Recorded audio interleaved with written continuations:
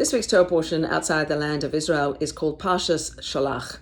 As we know, the Jewish people have come out from Egypt, they've got to Mount Sinai, they've got the Torah, and now they're poised, ready to go into the land. Very exciting. So Moses sends in 12 spies to reconnoiter the land, to scout out the land, to find out how best to conquer it. However, we know that 10 of the spies come back with a report that instills a huge amount of fear in the people, and everybody's crying and everybody's scared and no one wants to go in. And for that, we are destined to spend 40 years in the desert, and for this generation to die out and the next generation will go in. These spies that were sent in this week's Torah portion were heads of the tribes. They were leaders. They were persons of stature. They were people of renown. And perhaps that could cloud their judgment. It could cloud their mission. Perhaps if they were to go into the land, they would lose their leadership roles. Perhaps they wouldn't be the leaders that they are in the desert.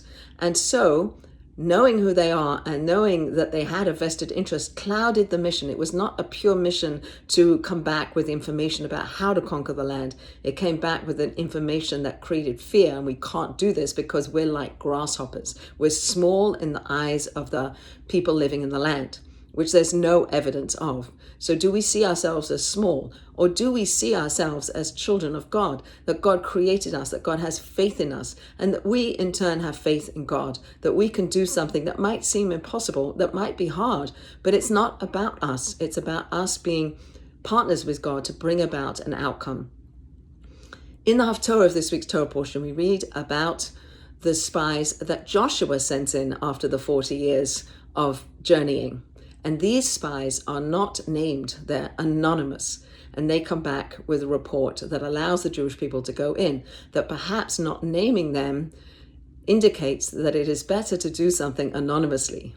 We learn this with the laws of giving charity, that it is the highest level of charity is to give anonymously, without our names attached, without any benefit that we get from giving to charity, to giving to those less well off than us, to support causes. That the highest level is to give without our names attached. So that perhaps there's something to think about here in terms of what we put our names on and what we don't, and how invested we are in something and how not invested in something we are. But we're invested, but without our names, without our ego, without connecting ourselves to it. And it's not about us, it's about the mission.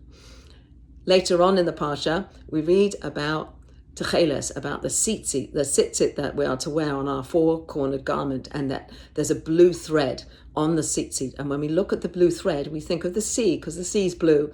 And then we see the blue sea, and we see the blue sky, and we see the heavens, and we can look up and we say, God is here. To connect ourselves to God so that we have faith in Him and He has faith in us, so that we can achieve those things that we are tasked with achieving.